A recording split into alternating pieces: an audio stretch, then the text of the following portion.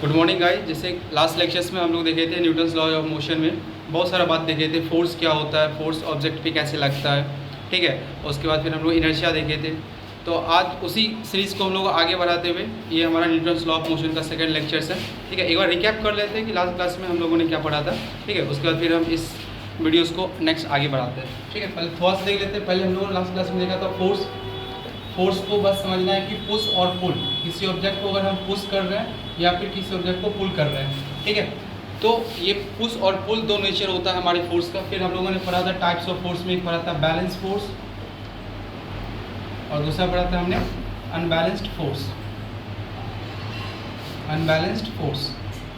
तो balance force का सबसे की टर्म्स था क्या, यहाँ पे जो टोटल नेट फोर्स था हमारा वो आ रहा था 0, और अनबैलेंस फोर्स में जो नेट फोर्स था वो आ रहा था हमारा 0 के बराबर नहीं आ रहा था, उसका कुछ ना कुछ मैग्नीट्यूड हमारा आ रहा था, ठीक है ना। तो बैलेंस फोर्स की कंडीशन को हम लोग एक नाम और देते हैं इक्विलिब्रियम का।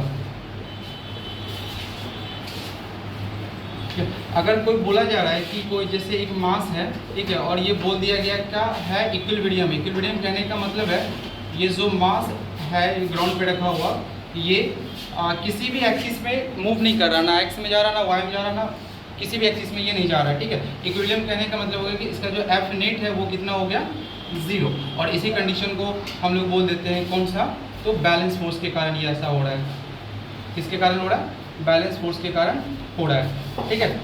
तो ये था हमारा बैलेंस और अनबैलेंस फोर्स। फिर हम लोगों ने देखा था कि एक ब्लॉक पे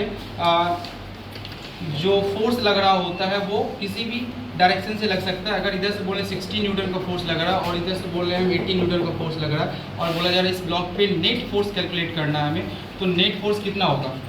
तो ध्यान दीजिए ये जो फोर्स है 60 न्यूटन ये पॉजिटिव एक्स एक्सिस में लग रहा है, और ये जो 80 न्यूटन फोर्स है वो नेगेटिव एक्स एक्सिस में लग रहा है। तो इसको लिखेंगे 60 आई कैप और इसके लिखेंगे -80 आई कैप। ओवरऑल यहाँ पे जो नेट फोर्स आएगा हमारा आएगा -20 आई कैप। मतलब एफ नेट जो है हमारा वो लग रहा है, मैग्नीट्यूड उसका है 20 न्यूटन और डायरेक्शन है उसका नेगेटिव एक्सिस की तरफ लग रहा है।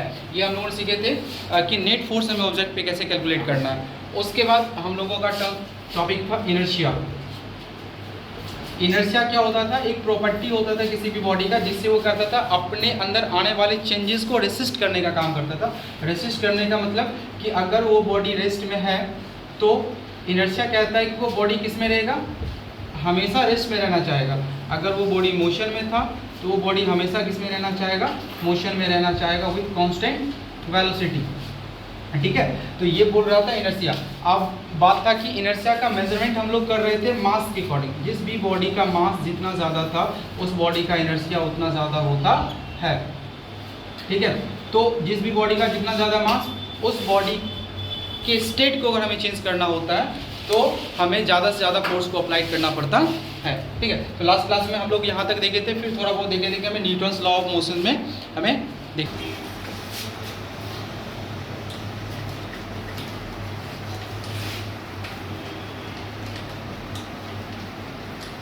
अब हम लोग का टॉपिक रहेगा लॉज ऑफ मोशन, ठीक है। थोड़ा सा देखते हैं लॉज ऑफ मोशन के बारे में, कौन साइंटिस्ट ने क्या बात बोला था, ठीक है।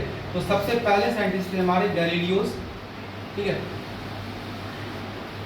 इन्होंने बोला था जो कोई बॉडी रेस्ट में है तो वो हमेशा रेस्ट में रहना चाहेगा, कोई बॉडी अगर मोशन में है तो वो हमेशा किस में रहना चाहेगा, मोशन में रहना चाहेगा। इनका एक सिंपल सा एक्सपेरिमेंट था, ठीक है, जिसमें इन्होंने एक इंक्लाइन प्लेन लिया था, ठीक है। अगर मान लेते हैं इस इंक्लाइन प्लेन का ये जो एंगल है वो अगर थीटा है और ये जो हाइट है वो h हाइट है, ठीक है। इन्होंने एक बॉल को यहाँ से इस पे रोल किया था और इन्होंने माना था ये वाला जो सरफेस है ये बिल्कुल फ्रिक्शनलेस है, फ्रिक्शनलेस सरफेस है, ठीक है, बिल्कुल भी फ्रिक्शनलेस सरफेस है। तो जैसे इन्होंने इस बॉल को यहाँ से ड्रॉप किया, ठीक है, रोल्स करना स्टार्ट किया, इस वक्त इसका u बराबर 0 था। तो ये बॉल रोल करते करते जिस वक्त इस पॉइंट पर आया होगा तो इन्होंने इस बॉल ने किसी एक वेलोसिटी को अटेंड कर लिया, ठीक है। यहाँ पे इसका मान लीजिए वेलोसिटी v हो गया, ठीक है। उसके बाद इन्हें सेम जगह पे उन्होंने क्या किया, एक इंक्लाइन प्लेन लिया इन अपोजिट डायरेक्शन, ठीक है, सेम हाइट का इंक्लाइन प्लेन लिया और जितना एंगल ये वाला एंगल थीटा था उतना ही एंगल का ये वाला इंक्लिनेशन भी है इस इंक्लाइन का, और इसका भी हाइट है हमारा h, ठीक है। तो ये बॉल अगर यहाँ पे v वेलोसिटी से, और हम बोल रहे हैं ये सरफेस भी हमारा फ्रिक्शनलेस है, तो ये जो बॉल है ये रोल करते करते स्टार्ट करते करते सेम हाइट तक चला जाता है और ये फिर से रिटर्न आने लगता है, और इस कंडीशन में ये हमेशा चलता रहता है। यहाँ से उनको एक बात समझ में आया कि जो बॉल अगर कोई मोशन कर रहा है तो वो एट एंड तक वो हमेशा क्या करना चाहेगा, मोशन करना चाहेगा, ठीक है। इन्हीं को आगे बढ़ाते हुए उन्होंने क्या किया कि अब धीरे धीरे वो थीटा जो ये जो एंगल है, एंगल ऑफ इंक्लिनेशन जो है थीटा, इनको उन्होंने क्या किया, कम करना स्टार्ट किया, ठीक है। तो इस कंडीशन में एंगल ऑफ इंक्लिनेशन ये है, और आगे वाले कंडीशन में उन्होंने, ठीक है, इसको ये जो हमारा एक्सिस है, ठीक है, तो अभी थीटा ये था, उन्होंने क्या किया, अब थोड़ा सा एंगल ऑफ इंक्लिनेशन को कम किया, लेकिन जो हाइट था वो अभी भी हमारा क्या रहेगा, h हाइट तक ही बॉल जाता है, ठीक है। तो यहाँ भी ये जो एंगल है, ठीक है, तो इस थीटा से ये एंगल थोड़ा सा छोटा है, लेकिन यहाँ का जो हाइट है ये सेम हाइट है, ठीक है। तो बॉल अभी भी जिस वेलोसिटी से यहाँ है वो बॉल चलता यहाँ तक आएगा, इस हाइट तक जाने में वो क्या कर रहा है, ज़्यादा डिस्टेंस को ट्रैवल कर रहा है, ठीक है, एज कम्पेयर टू दिस। यहाँ का अगर आप देखेंगे राइट एंगल ट्रायंगल बन रहा, तो यहाँ का अगर हाइपोटेनस कुछ भी होगा तो उसके कंपेयर में इसका हाइपोटेनस क्या होगा, बिल्कुल ज़्यादा होगा। तो यहाँ सेम हाइट तक जाने में बॉल क्या कर रहा है, ज़्यादा से ज़्यादा डिस्टेंस को ट्रैवल कर रहा है। उन्होंने क्या किया, फिर से क्या किया, उन्होंने इंक्लिनेशन को और ज़्यादा कम किया, ठीक है। इस बार उन्होंने और थीटा को क्या कर दिया, कम कर दिया, एंगल ऑफ इंक्लिनेशन को और कम कर दिया। तो बॉल सेम हाइट तक जाएगा, इस बॉल जो यहाँ से आ रहा है ये बॉल सेम हाइट तक जाएगा यहाँ तक, लेकिन इस बार क्या कर रहा है, इससे भी ज़्यादा डिस्टेंस को ट्रैवल कर रहा है, ठीक है। और लास्ट टाइम उन्होंने क्या किया, ये एंगल को कम करते करते एक बार इन्होंने एंगल को बिल्कुल जीरो मान लिया, मतलब जो सरफेस रहा हमारा वो सरफेस हमारा कुछ इस प्रकार का हो गया, ठीक है। अगर इस प्रकार का सरफेस है और ये सरफेस भी हमारा कैसा है, फ्रिक्शनलेस सरफेस है, तो बॉल, ये जो बॉल है वो मूव करेगा v वेलोसिटी से, और ये इनफिनाइट टाइम तक मूव करता रहेगा, ठीक है। जब तक मूव करेगा हम बोल सकते हैं कि ये बॉल अपने स्टेट को चेंज करने का कोशिश नहीं कर रहा है, अगर इस पर कोई एक्सटर्नल फोर्स नहीं लग रहा है तो। यहाँ तक समझ में आ गया आपको? अगर ये जो बॉल भी u वेलोसिटी 0 से यहाँ पे छोड़ा गया और यहाँ तक आते आते हो क्या एक वेलोसिटी को अटेंड कर लिया, अटेंड करने के बाद क्या हो रहा है कि ये बॉल इस पाथ पे इनफिनाइट टाइम तक ट्रेवल करता जाएगा, जब तक अगर इस पे लगने वाला जो नेट फोर्स है वो क्या है, 0, मतलब कोई भी एक्सटर्नल फोर्स ऑब्जेक्ट पे अगर नहीं लग रहा है तो, ठीक है। तो अगर आपको समझ में आ गया होगा तो एक बार और ट्राई करते हैं, अगर आपको नहीं समझ में आया होगा तो। जैसे मान लीजिए इनका सिंपल सेगमेंट है, इन्होंने एक इंक्लाइन प्लेन लिया, ठीक है, जिसका उन्होंने इंक्लिनेशन माना थीटा एंगल, ठीक है, और यहाँ से इन्होंने एक बॉल को रोल्स कराना स्टार्ट किया, सॉलिड बॉल है ये, ठीक है, मतलब बॉल और इस सरफेस के बीच का फ्रिक्शन बिल्कुल भी 0 है, ठीक है। तो जैसे ही बॉल रोल करता करता ग्राउंड के इस पॉइंट तक आएगा, ये बॉल इस वक्त में कुछ वेलोसिटी को अटेंड कर लिया होगा, उस वक्त में क्या होगा, अगर इंक्लिनेशन हमारा कुछ इस प्रकार का है, ठीक है, तो बॉल सेम हाइट तक जाएगा, बट उसको डिस्टेंस वो फर्स्ट टाइम में कम चलेगा। दूसरा बार अगर इंक्लिनेशन हमारा कुछ ऐसा है, ठीक है, वो सेम हाइट तक जाएगा, बट वो डिस्टेंस क्या करेगा, ज़्यादा ट्रेवल करेगा।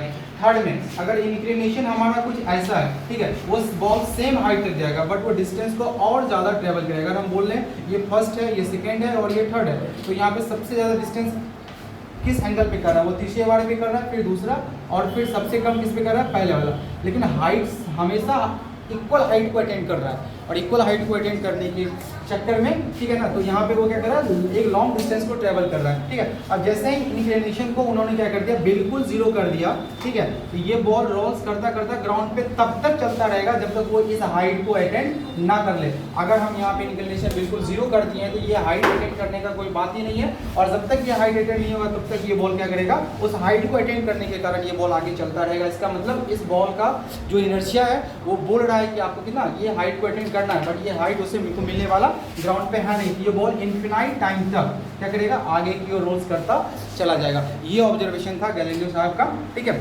उनके बाद न्यूटन साहब ने इनके ऑब्जर्वेशंस को कुछ लॉ के फॉर्म में फॉर्मुलेट किया था, जिनको हम लोग कॉमनली जानते हैं न्यूटन्स लॉज ऑफ मोशन।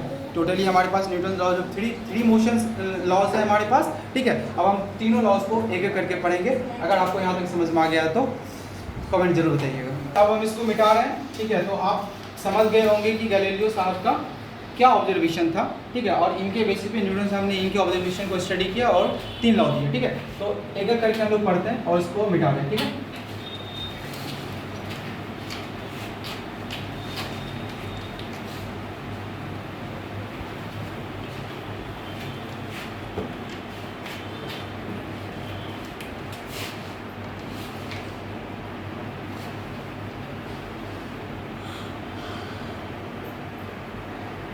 सबसे पहले हम लोग पढ़ रहे हैं first law of motion. First law of motion, ठीक है, ये दिया गया है न्यूटन साहब के द्वारा, ठीक है।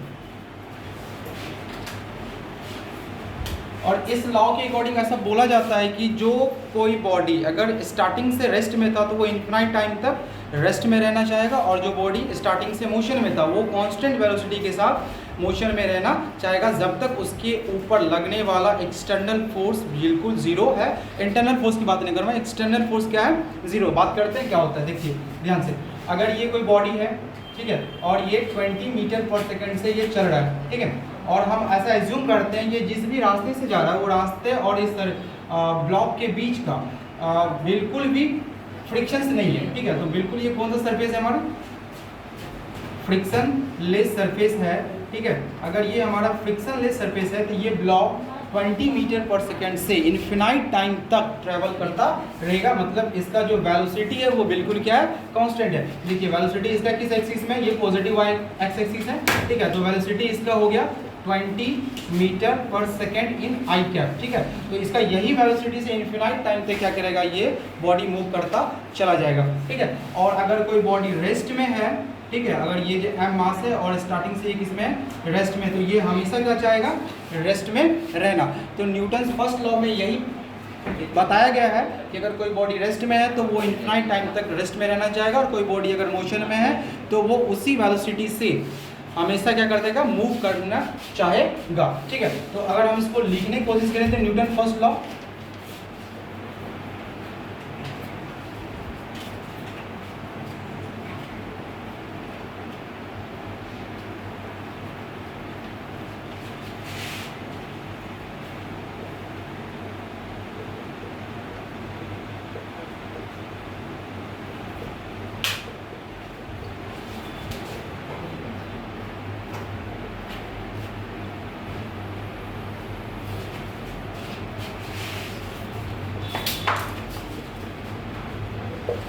ठीक है। न्यूटन फर्स्ट लॉ का एक पार्ट से हमारा ये बोला जा रहा है, if a body is in rest, if a body is in rest it want to be in rest.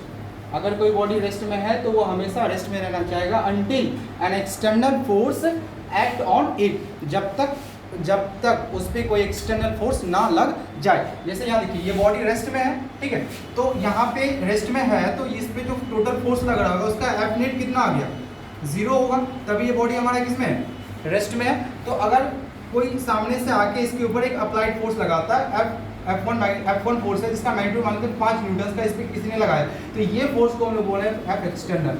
यहाँ पे एक्सटर्नल फोर्स का मैग्नीट्यूड कितना हो गया, 5 न्यूटन। ये जब तक ये एक्सटर्नल फोर्स इस ब्लॉक पे नहीं लगेगा तब तक ये ब्लॉक इसमें रहेगा, रेस्ट में रहता है, ठीक है। तो ये था हमारा न्यूटन फर्स्ट लॉ का पहला सेगमेंट, ठीक है, ये था रेस्ट वाला। अब हम लोग देखेंगे, ठीक है, मोशन वाला।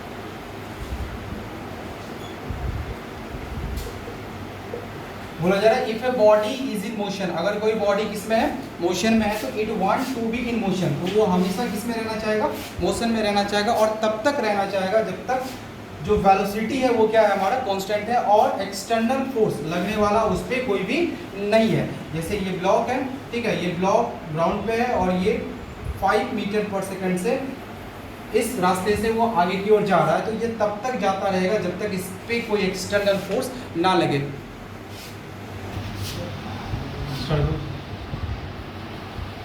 तो ये ब्लॉक जो है 5 मीटर पर सेकंड से आगे जा रहा है, ये तब तक आगे जाता जाएगा जब तक इस पर कोई एक्सटर्नल फोर्स आके एक्ट नहीं करता। और हम ऐसा एज्यूम करके चलेंगे ये जो ब्लॉक और ये जो रास्ता का जो सरफेस है ये बिल्कुल क्या है, हमारा फ्रिक्शन लेस सरफेस है, जिसके कारण से ये ब्लॉक पे पीछे की ओर कोई भी फोर्स फ्रिक्शनल फोर्स बिल्कुल भी नहीं लग रहा है। फ्रिक्शनल फोर्स पे यहाँ एक्ट करेगा एक्सटर्नल फोर्स की तरह, ना कोई पीछे फोर्स लग रहा है ना कोई फोर्स आगे लग रहा है, मतलब इस पर जो एक्सटर्नल फोर्स है वो बिल्कुल भी नहीं लग रहा है। तो इस कंडीशन में हम बोल सकते हैं कि ये ब्लॉक इन्फिनाइट टाइम तक 5 मीटर पर सेकेंड से क्या करेगा, ट्रैवल करता रहेगा। तो न्यूटन्स का फर्स्ट लॉ यही है, if a body is in rest it want to be in rest. अगर कोई बॉडी रेस्ट में तो वो हमेशा किस में चाहेगा, रेस्ट में रहना, until an external force act on it, जब तक उस पर कोई एक्सटर्नल फोर्स ना लगे, ठीक है। और if a body is in motion, अगर कोई बॉडी मोशन में है, it want to be in motion with constant velocity, ये इंपॉर्टेंट है, मोशन में कांस्टेंट वेलोसिटी के साथ मोशन में रहना है, until an external force act on it, जब तक उसके ऊपर कोई external force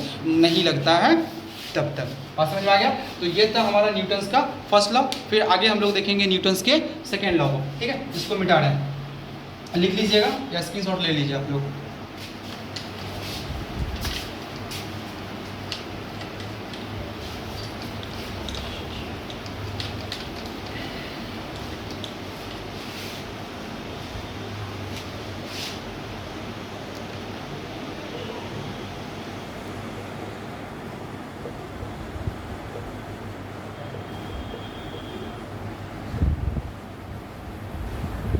Newton second law of motion ये थोड़ा हमारे लिए इंपॉर्टेंट हो जाता है, क्योंकि यहाँ पे एक फॉर्मूला ड्राइव होकर आएगा हमारा F बराबर m इंटू ए। ये हमारा न्यूटन सेकेंड लॉ नहीं है, ठीक है, लेकिन फॉर्मूला को अगर हम ड्राइव करेंगे according to Newton second law, तो हमें लास्ट में रिजल्ट जो मिलता है वो मिलता है F बराबर m इंटू ए, ठीक है। तो पहले हम लिखते हैं थोड़ा सा कि न्यूटन सेकेंड लॉ होता क्या है, फिर हम देखेंगे ये F बराबर m कहाँ से आया, ठीक है।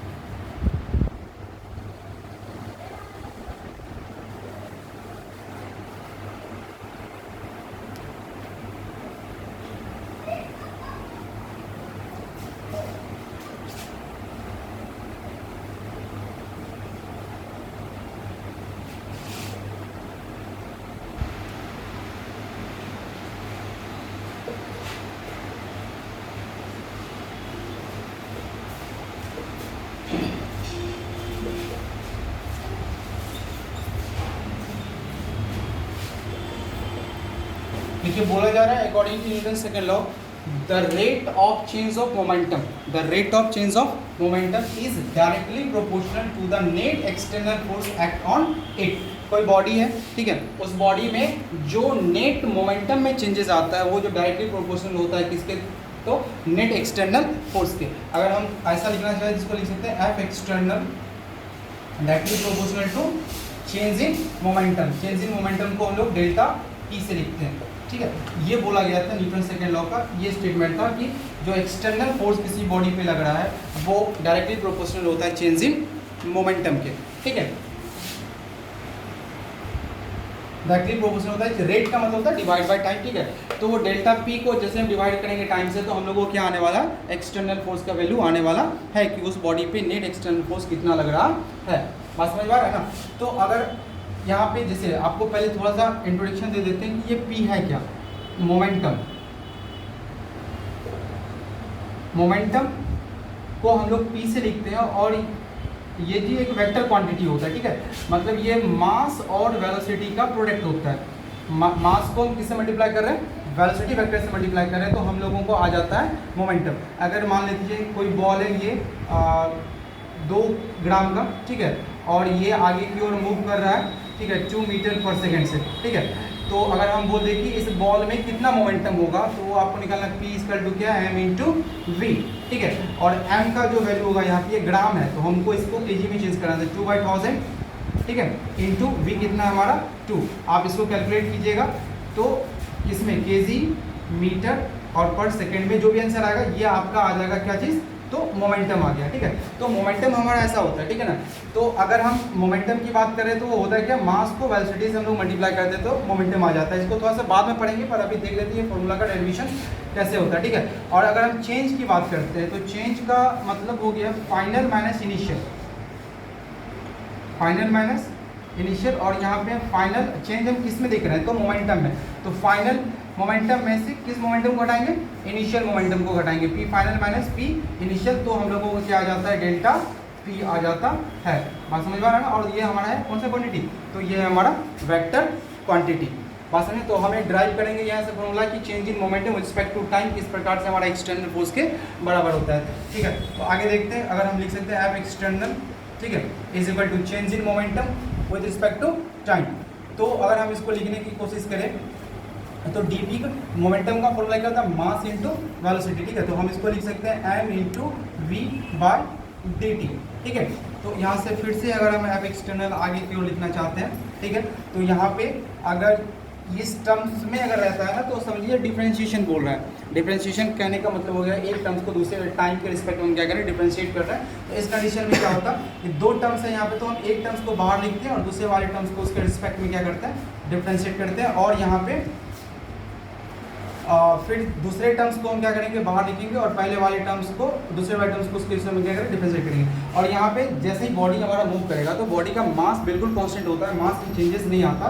तो हम यहाँ पे बोल रहे हैं ये जो हमारा एम है वो बिल्कुल क्या हमारा कांस्टेंट, तो और कांस्टेंट का डिफरेंशिएशन होता है 0। तो उस केस में जो ये वाला टर्म है हमारा ये क्या हो जाएगा 0, ठीक है। तो एफ एक्सटर्नल इंटू क्या हो गया एम और इधर हो गया D V by D T, मतलब वेलोसिटी को टाइम से डिवाइड कर रहे हैं तो हम लोगों का एक्सेलेरेशन आता है, ठीक है। और ये वाला टर्म्स हो गया हमारा 0। तो एफ एक्सटर्नल यहाँ पे आ जा रहा है हमारा कितना, एम इंटू ए। और प्रोपोर्शनैलिटी हटाते हैं तो हम लोग क्या करते हैं, कोई कांस्टेंट लाते हैं के, ठीक है। और यहाँ पे लिखेंगे एम इंटू ए और यहाँ पे इस के का वैल्यू हो जाता है 1। तो एफ एक्सटर्नल बराबर क्या हो गया हमारा एम इंटू ए। ये हो गया हमारा डेरिवेशन ऑफ एफ बराबर एम इंटू ए।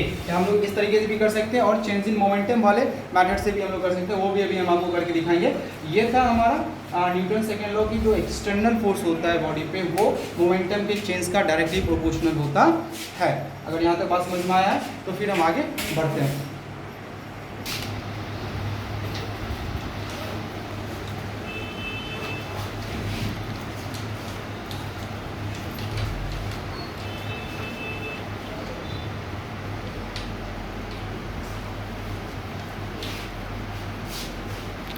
जैसे अभी हम लोग देखे थे जो हमारा एक्सटर्नल फोर्स था, ठीक है, वो क्या हो रहा था, चेंज इन मोमेंटम के रेट के बराबर था, ठीक है। तो डेल्टा पी बाय टाइम के बराबर था, ठीक है। तो अगर हम यहाँ से डेल्टा पी को लिखने की कोशिश करते हैं तो होता है हमारा P final minus P initial. तो पी फाइनल मतलब M mass into velocity, final velocity हमारा वी होता है और माइनस और पी इनिशियल तो एम इंटू वी, वी मतलब इनिशियल वेलोसिटी डालना, तो हम क्या डालेंगे यू। तो डेल्टा पी का वैल्यू यहाँ से हमारा हो गया M V minus M U, ठीक है। तो हम यहाँ पे लिखने की कोशिश करें F external is equal to क्या हो गया, डेल्टा पी की जगह क्या लिखेंगे एम, ठीक है, और V minus M into U by T. तो यहाँ से अगर हम चाहें तो एम कॉमन ले सकते हैं, इधर हो गया हमारा V minus U by T. और आपको पता होगा कि v minus U by T क्या होता है, a होता है। तो m इंटू ए, यहाँ से भी हमारा इस मेथड से भी हमारा ये ड्राइव हो गया। तो ओवरऑल हमने दो तरीके से f बराबर m ए को ड्राइव किया। एक उसको डिफरेंशिएशन वाला मेथड था, ठीक है, वो थोड़ा सा आपके सिलेबस में है नहीं डिफरेंशिएशन वाला मेथड, तो इसलिए थोड़ा सा समझ में कम आया होगा, बट ट्राई किए थे हम, देख लीजिएगा एक बार बैक जाके, अगर आ गया तो अच्छी बात है, वरना आप ये मेथड को भी अप्लाई कर सकते हैं। f बराबर m इंटू ए, यहाँ पे ये जो एक्सटर्नल फोर्स है हमारा वो क्या होता है, तो मास और उसके एक्सेलरेशन के मल्टीपल होता है, ठीक है। तो यहाँ पे तीन क्वांटिटी है हमारे पास, एक क्वांटिटी हमारा फोर्स है, एक मास है, दूसरा एक्सेलरेशन है। तो अब जो न्यूमेरिकल्स होगा हमारा वो इसी तीनों में से कोई दो क्वांटिटी होगा, क्वेश्चन में दिया हुआ, आपको डाटा पिक से उठाना है वहाँ से क्वेश्चन में से, और आप तीसरे क्वांटिटी को क्या करना, कैलकुलेट करना है। एक सिंपल सा क्वेश्चन हम आपको देते हैं, f बराबर m इंटू ए पे आपको क्या करना, बॉडी पे लगने वाला एक्सेलरेशन को कैलकुलेट करना है, ठीक है, कि उस बॉडी पे कितना एक्सेलरेशन लग रहा होगा उस वक्त, ठीक है। तो याद रखिएगा हमारे पास फॉर्मूला क्या है, f बराबर m इंटू ए, ये है। तो मान लीजिए एक ब्लॉक है, ठीक, इस ब्लॉक का मास हम लोग दे दिए हैं कितना, तो 50 kg, ठीक है। और इस ब्लॉक पे इधर की डायरेक्शन की ओर लग रहा है 80 न्यूटन का फोर्स, ठीक है, और इधर की डायरेक्शन की ओर लग रहा है 80 न्यूटन का फोर्स लग रहा है, इधर की डायरेक्शन की ओर लग रहा है ये कितना मान लें 20 न्यूटन का फोर्स लग रहा है, ठीक है। तो आपको बताना है कि ये ब्लॉक किस डायरेक्शन की ओर जाएगा और उसका एक्सेलरेशन कितना रहेगा। तो सिंपल सी बात है, आपको देखना है कि फोर्स बराबर क्या होता है, मास इंटू एक्सेलरेशन, ठीक है। यहाँ पे ये जो F है वो हमारा नेट एक्सटर्नल फोर्स है ना, ये जो नेट आएगा वो भी हमारा एक्सटर्नल लेना है, ठीक है, F नेट लेना है, और M यहाँ तो अगर हमारा एक ब्लॉक है तो एक मास लेंगे, अगर एक से ज़्यादा ब्लॉक रहेगा तो टोटल मास लेंगे, इसीलिए हम यहाँ पे पहले लिख देते हैं आपको m टोटल, ठीक है। और इस पे लगने वाला एक्सलेशन क्या होगा, तो a बराबर क्या होगा, देखिए यहाँ से f नेट बाय क्या होगा m, f net by m total होगा, ठीक है। तो यहाँ पे देखिए जो नेट फोर्स होगा वो कितना होगा, इस डायरेक्शन को 80 लग रहा है और इधर की ओर कितना लग रहा है 20 लग रहा है, तो इस पे जो नेट फोर्स है वो हमारा कितना हो जाएगा, इधर 80 लग रहा है और इधर 20 लग रहा है, तो ओवरऑल नेट फोर्स कितना हो जाएगा 60, ठीक है। और जो नेट मास है वो हमारा कितना हो गया 50, तो जब आप इसको कट कीजिएगा तो यहाँ से आपका क्या आ जाएगा, ए का वैल्यू आएगा और एक्सलेशन बराबर हो जाएगा हमारा कितना 6/5 मीटर पर सेकेंड स्क्वायर। अगर आप एक्सलेशन को डायरेक्शन के साथ लिखिएगा तो एक्सलेशन भी हमारा वेक्टर क्वांटिटी है, अगर एक्सलेशन नेट इधर लग रहा है हमारा तो इस एक्सिस में आती है, ये होता था अगर x बराबर हमारा 0 तो ये होता था हमारा पॉजिटिव एक्सिस, ठीक है, जिसको हम लोग प्लस आई कैप से लिखते थे, और ये होता था नेगेटिव एक्सिस जिसको हम क्या लिखेंगे माइनस आई कैप से लिखेंगे। और अब समझना, तो एक्सलेशन इधर क्यों लग रहा है, ठीक है, तो इधर जो हम एक्सलेशन लिखेंगे अगर उसको वेक्टर फॉर्म में लिख रहे हैं तो लिखेंगे -6/5 आई क्या, मतलब ये किस एक्सिस में लग रहा है, तो नेगेटिव एक्सिस में लग रहा है, और एक्सलेशन का वैल्यू कितना आ गया इसका 6/5 मीटर पर सेकेंड स्क्वायर। तो इस प्रकार से आपको क्या करना है, इस सिस्टम पे एक्सलेशन को कैलकुलेट करना है। जैसे एक और क्वेश्चन करते हैं,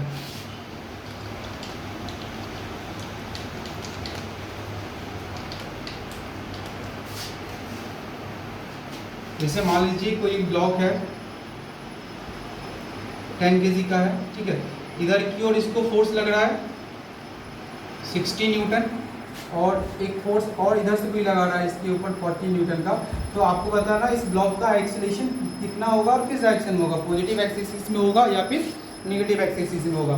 तो देखते हैं हम लोग, तो एक्सीलरेशन का फॉर्मूला भी हम लोग क्या देखे थे, जो नेट फोर्स था उसको हम लोग क्या करते थे एम टोटल से डिवाइड करते थे, टोटल मास से डिवाइड करते थे, ठीक है। तो जो नेट फोर्स होगा वो कितना होगा बताइए, इधर ये भी पॉजिटिव एक्सिस की तरफ लग रहा है और ये भी पॉजिटिव एक्सिस की तरफ लग रहा है, तो 60 + 40 बाय टोटल मास कितना 10, तो ये कितना हो गया 100/10 इज इक्वल टू 10 मीटर पर सेकेंड स्क्वायर। और ये 10 मीटर पर सेकेंड स्क्वायर किस एक्सिस में आया है हमें, तो पॉजिटिव एक्सिस में आया, तो यहाँ पे जो एक्सीलरेशन का वैल्यू है हमारा वो हो रहा है 10 मीटर पर सेकेंड स्क्वायर, ठीक है। तो इस प्रकार से आपको ब्लॉक पे लगने वाले फोर्स दिया हुआ हो अगर, तो हमें नेट फोर्स निकालना है और उस नेट फोर्स को मास से डिवाइड करके हमें क्या निकाल लेना, एक्सीलरेशन निकाल लेना। एक और क्वेश्चन कीजिए, इस बार क्वेश्चन में हम एक नहीं 2 ब्लॉक दे रहे हैं, ठीक है, और ट्राई कीजिएगा आप। अगर ये ग्राउंड है हमारा और यहाँ पे एक ब्लॉक रखा हुआ है 10 kg का, ठीक है, और एक ब्लॉक रखा हुआ है हमारा 5 kg का, ठीक है, और इस ब्लॉक पे फोर्स इधर से लग रहा है, इधर से लग रहा है 30 न्यूटन का, ठीक, और इधर से भी ये फोर्स एक इधर से और इसको पुल कर रहा है कोई, ठीक है, तो वो भी कर रहा है कितने न्यूटन से, तो 30 न्यूटन से कर रहा है, ठीक है। तो आपको बताना है कि इस ब्लॉक पे, ठीक है, ये हमारा ब्लॉक ए है, ये ब्लॉक बी है अगर मान लीजिए, तो इसमें नेट एक्सीलरेशन किधर होगा, इतना बात समझ लीजिए। अगर ये 2 ब्लॉक कांटेक्ट में है तो जितना एक्सीलरेशन इस वाले ब्लॉक का होगा उतना ही एक्सीलरेशन इस वाले ब्लॉक का भी होगा। ये आप ऐसे समझ सकते हैं जैसे ट्रेन का डब्बा होता है, जो डब्बा हमारे इंजन का स्पीड होता है वही स्पीड हमारे लास्ट वाले टर्म्स का भी होता है, तो सेम उसी प्रकार से है, ठीक है। तो हमें यहाँ पे क्या करना है कि एक्सीलरेशन को कैलकुलेट करना है, तो हमें पता है एक्सीलरेशन बराबर क्या होता है F net by M total mass, ठीक है। टोटल इसलिए लिखा है क्योंकि अगर एक से ज़्यादा ब्लॉक आ गया तो आपको एक्सीलरेशन कैसे कैलकुलेट करना है। तो एफ नेट कितना है हमारा, एफ नेट देखिए इधर भी ये भी 30 और ये भी 30, दोनों नेगेटिव एक्सिस की तरफ लग रहा है, तो सिंपली हम दोनों को क्या कर लेंगे, एक डायरेक्शन लग रहा है तो हम दोनों फोर्स को क्या कर लेंगे जोड़ लेंगे, और नीचे में टोटल मास को हम लोग क्या करेंगे जोड़ेंगे। तो 30 + 30 कितना हो गया 60 और इधर आ गया 15, इसको अगर आप डिवाइड करिएगा तो आ जाता है 4 मीटर पर सेकेंड स्क्वायर। इस कंडीशन में ये जो ब्लॉक का एक्सीलरेशन है वो कितना हो गया बताइए 4 मीटर पर सेकेंड स्क्वायर इन नेगेटिव आई, मतलब नेगेटिव एक्स एक्सिस की तरफ आएगा। अगर वेक्टर के फॉर्म में इसको लिखेंगे तो इधर की ओर इसका एक्सीलरेशन कितना हो गया 4 मीटर पर सेकेंड स्क्वायर, और इसका भी हो गया 4 मीटर पर सेकेंड स्क्वायर। अगर सिस्टम ऑफ ब्लॉक 1 2 3 कुछ भी दे सकता है, तब आपको क्या करना है टोटल मास को ऐड करना है, ठीक है, और नेट एक्सटर्नल फोर्स को निकालना है, उस वक्त आपको ध्यान देना पड़ेगा। अगर इसी ब्लॉक पे मान लीजिए इसको इस ब्लॉक पे कोई 15 न्यूटन का फोर्स इधर से अगर लगा दिया, ठीक है, 15 न्यूटन का फोर्स अगर कोई इधर से लगा दिया है, तो अगर पूछा जाए कि इसमें नेट एक्सटर्नल फोर्स कितना होगा या फिर एक्सीलरेशन कितना होगा, तो आप उसको कैसे जवाब दीजिएगा। तो फिर से एक्सलेशन बराबर हम लोग क्या लिखेंगे, एफ नेट बटा बार एम टोटल। तो एफ नेट हमारा कितना हो जाएगा, ये 30 इधर लग रहा है और 15 इधर, दोनों अपोजिट डायरेक्शन में लग रहा है, तो दोनों फोर्स हमारा क्या हो जाएगा, सब्ट्रैक्ट हो जाएगा। हम लोग वेक्टर वाले टर्म्स पे नहीं लिख रहे हैं, बस सॉल्व कर रहे हैं, ठीक है ना। तो और उसके बाद फिर नीचे एम टोटल कितना होगा 10 + 5, ठीक है। तो ओवरऑल ये दोनों सब्ट्रैक्ट हो 15 और नीचे हो गया 15, तो 15 कितना आ गया 1 मीटर/सेकंड स्क्वायर। मतलब इस वक्त एक्सेलरेशन कितना होगा 1 मीटर/सेकंड स्क्वायर होगा। और ये समझ में आना चाहिए आपको कि किधर की ओर होगा, ये अभी भी नेगेटिव एक्सेस की तरफ ही होगा, ठीक है। अगर आप इसको वेक्टरली ऐड कीजिएगा तो भी आपको समझ में आ जाएगा कि ए का वैल्यू नेगेटिव एक्सेस की तरफ आ रहा है, क्योंकि अगर हम इसको लेंगे जैसे क्या लेंगे -30 i कैप, -30 i कैप, और इसको क्या लेंगे +15 i कैप। यहाँ से जो हमारा एफ नेट आएगा इन वेक्टर फॉर्म वो कितना आ रहा है हमारा -15 i कैप। मतलब नेट फोर्स का डायरेक्शन क्या है हमारा नेगेटिव एक्सेस, तो जिधर फोर्स का डायरेक्शन होता है उधर ही एक्सेलरेशन होता है। तो फोर्स किस डायरेक्शन में लग रहा है, नेगेटिव एक्सेस में लग रहा है, तो एक्सेलरेशन भी किधर क्यों लगेगा, नेगेटिव एक्सेस की तरफ लगेगा। यहाँ तक अगर आपको समझ में आ गया होगा तो F बराबर ma का जो भी हमारा कंसेप्ट था वो समझ में आ गया होगा आपको, ठीक है। तो यहाँ पे हो सकता है आपको एक्सेलरेशन दे देगा, मास दे देगा, फोर्स पूछ देगा, या फिर आपको मास देके, ठीक है, और एक्सेलरेशन देके फोर्स पूछ दे, या फिर फोर्स देके एक्सेलरेशन देखिए आपको मास पूछ दे, कुछ भी हो सकता है। एक ऐसा भी क्वेश्चन हम लोग ट्राई करते हैं, ठीक है, इससे थोड़ा हटके।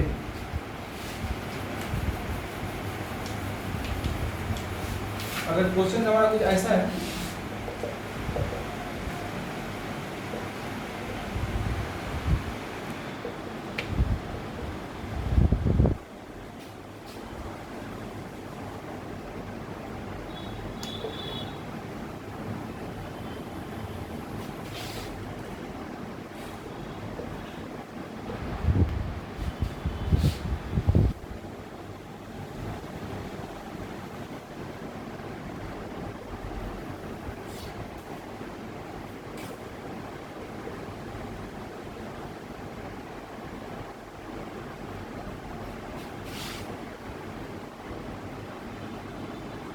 बोला जा रहा है एक बॉडी है जिसका मास है 150 kg, जो मूव कर रहा है पॉजिटिव एक्स एक्सिस में, और उसका एक्सेलरेशन दिया हुआ है एक्सेलरेशन दिया हुआ है 30 मीटर/सेकंड स्क्वायर। तो यहाँ पे आपको उस बॉडी पे लगने वाले फोर्स को कैलकुलेट करना है, ठीक है।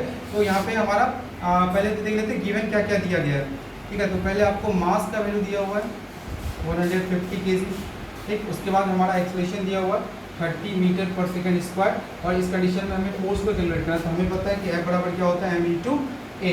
मास का वैल्यू कितना है 150, और एक्सेलरेशन कितना है हमारा 30, ठीक है। तो यहाँ से अगर हम सॉल्व कर लेंगे, जो भी हमारा आंसर आएगा इतना न्यूटन का फोर्स उस बॉडी पे लग रहा होगा, ठीक है। तो ध्यान दीजिएगा कि बॉडी किस डायरेक्शन की ओर चल रहा है, तो पॉजिटिव एक्सेस की तरफ जा रहा है, तो उसका एक्सेलरेशन किधर होगा, पॉजिटिव एक्सेस की तरफ होगा। तो हमारा इस ब्लॉक में जो फोर्स होगा वो भी किधर की ओर लग रहा होगा, पॉजिटिव एक्सेस की तरफ। अगर इसका हम डायग्राम बनाएंगे तो ये अगर हमारा 150 kg का ब्लॉक है, ठीक है, तो इस पे इधर की ओर कितना फोर्स लग रहा होगा, इतने न्यूटन का फोर्स लग रहा होगा, और इधर का और इसका एक्सेलरेशन कितना होगा 30 मीटर/सेकंड स्क्वायर। तो कुछ इस प्रकार से आपका F बराबर m × a न्यूमेरिकल्स रहता है, ठीक है। 3 क्वांटिटी में से कोई एक अननोन होगा और 2 नॉन क्वांटिटी होगा, तो वहाँ पे आपको कैलकुलेट करना है। आप समझ में आ रहा है ना, चलिए ठीक है। आगे हम लोग बढ़ेंगे फिर न्यूटन्स थर्ड लॉ। बिटा रहे हम आपको 1-2 न्यूमेरिकल्स देते हैं, एम टोटल मास दिया रहेगा आपको, ठीक है, एक्सटर्नल फोर्स दिया रहेगा, और आपको एक्सेलरेशन कैलकुलेट करना है। ट्राई कीजिएगा।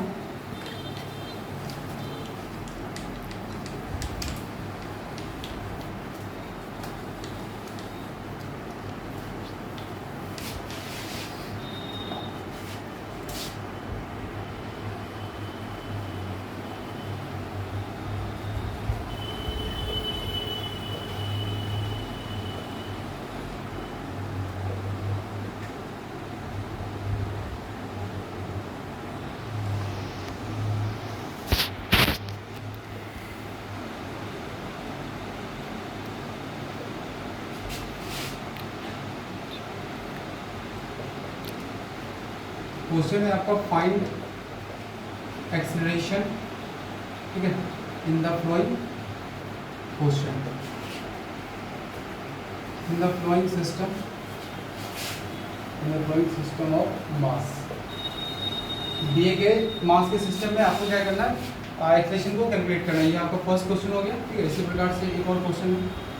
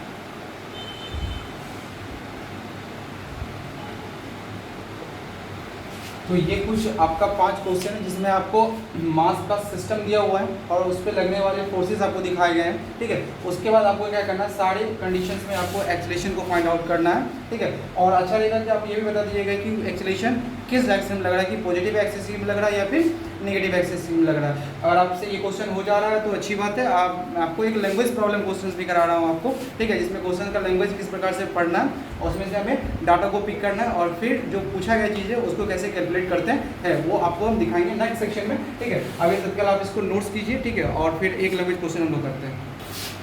ये क्वेश्चन हम आपके लिए लेकर आए हुए एक लैंग्वेज क्वेश्चन है, ठीक है। पढ़ते हैं। पहले लिखा हुआ कि a motor car is moving with a velocity of 108 kilometre per hour. एक मोटर कार है जिसकी जो इनिशियल वेलोसिटी है जिसका 108 किलोमीटर पर आवर, इतने की स्पीड से वो मोटर कार चल रहा है, ठीक है। और and it takes 5 second to stop after the brake, ठीक है। आप ड्राइवर ने ब्रेक लगाया, ब्रेक लगाने के 5 सेकेंड के बाद ये कार जो था मोटर कार वो क्या हो गया, स्टॉप हो गया। मतलब फाइनल वेलोसिटी इसका क्या हो गया, 0 हो गया, ठीक है। Calculate the force exerted by the brake on the motor car, ठीक है। तो आपको यहाँ पे बोला जा रहा है कि फोर्स को कैलकुलेट करना है कि मोटर कार पे जो ब्रेक ने कितने फोर्स को लगाया, ठीक है। और अगर मास दिया हुआ है, mass along with the passenger is 1000 kg, मतलब मोटर कार और पैसेंजर दोनों के वेट को मिला के अगर टोटल वेट आ रहा है हमारा कितना 1000 kg, तो इस कंडीशन में आपको बताना है कि ब्रेक ने मोटर कार पे कितना फोर्स एक्सर्ट किया, ठीक है। सिंपल सी हम लोग सॉल्यूशन है इसका देखते हैं। पहले डाटा देखते हैं क्या क्या है। इनिशियल वेलोसिटी हमारा, ठीक है, क्या है, u बराबर कितना है 108 किलोमीटर पर आवर, ठीक। उसके बाद टाइम कितना लग रहा है इसको, तो फाइनल वेलोसिटी कितना हो रहा है 0, और टाइम कितना लग रहा है इसको होने में 5 सेकंड का लग रहा है, ठीक है। और यहाँ पे मास दिया हुआ है कितना m total passenger plus motor car के मास को मिला के 1000 kg, ठीक है। तो यहाँ से आपको कैलकुलेट करना है फोर्स कितना लगा रहा है। तो हमें पता है फोर्स बराबर क्या था, मास इंटू एक्सेलरेशन ओवरऑल। तो फोर्स निकालना है हमें और मास हमें गिवन है। इसका मतलब क्या, हमें एक्सेलरेशन हमारा डिमांड है, पहले एक्सेलरेशन कैलकुलेट करेंगे हम, ठीक है। तो यहाँ से ये आपका आ गया, फिर मोशन का कंसेप्ट आ जाता है आपका, ठीक है। तो यहाँ से हम लोग क्या करेंगे, सबसे पहले इस डाटा के हेल्प से हम लोग एक्सेलरेशन को कैलकुलेट करेंगे। उसके बाद फिर हम लोग क्या करेंगे, उसको मास से मल्टीप्लाई करके क्या निकालेंगे, फोर्स निकालेंगे। तो सबसे पहले हम लोग देखते हैं जो यू है हमारा, वो दिया होगा 108 किलोमीटर पर आवर। तो अगर इसको मीटर पर सेकंड में चेंज करना है तो सिंपल इसको 5/18 से हम लोग क्या कर देते हैं, हम मल्टीप्लाई कर देते हैं, तो आंसर हमारा आ जाता है। अगर आप इसको कट करने की कोशिश कीजिएगा, ठीक है, ये हो जाएगा कट,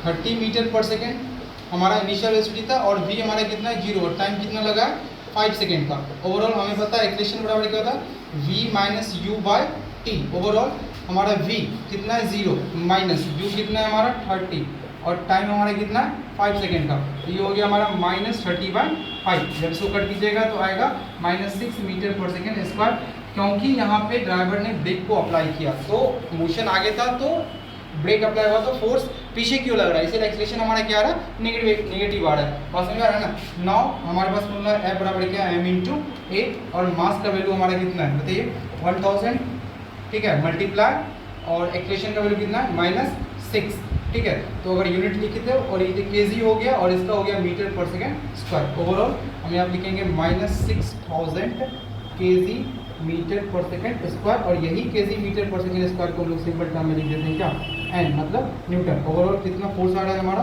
-6000 न्यूटन।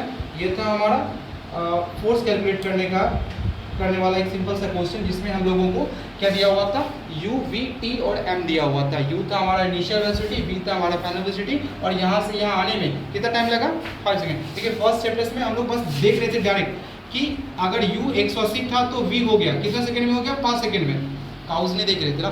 तो इस चैप्टर में हम लोगों ने देखा कि 180 से 0 होने में 5 सेकंड में अगर ये हुआ है तो उस पर कितना फोर्स लगा होगा, तो -6000 न्यूटन लगा होगा इन नेगेटिव एक्स एक्सिस। अगर गाड़ी आगे की ओर जा रहा है इसका मतलब नेट एक्सटर्नल फोर्स आगे था और गाड़ी को रोकना है, तो इसका मतलब क्या करना है, उस नेट एक्सटर्नल फोर्स के बदले में हमें पीछे एक फोर्स लगाना पड़ेगा, जिस फोर्स का मैग्नीट्यूड कितना होना चाहिए, -6000 न्यूटन होना चाहिए। तो यहाँ पर आपको समझ में आ रहा है कि u इतना था 108 किलोमीटर पर आवर, उसको हमें 0 लाने में टाइम लगा 5 सेकेंड, और यहाँ का काउस क्या था हमारा, ये काउस था हमारा फोर्स, जिसे हम लोग इस चैप्टर में क्या कर रहे हैं, स्टडी कर रहे हैं। ये था force is the cows of motion, हो गया। तो आपका ये रहा आज का लेक्चर, ठीक है, जहाँ पर हमने न्यूटन सेकंड लॉ तक स्टडी किया। नेक्स्ट लेक्चर में हम लोग देखेंगे न्यूटन थर्ड लॉ के बारे में, ठीक है, और इसके ऊपर और अच्छा न्यूमेरिकल्स हम लोग करेंगे नेक्स्ट लेक्चर में। Thank you for watching my video.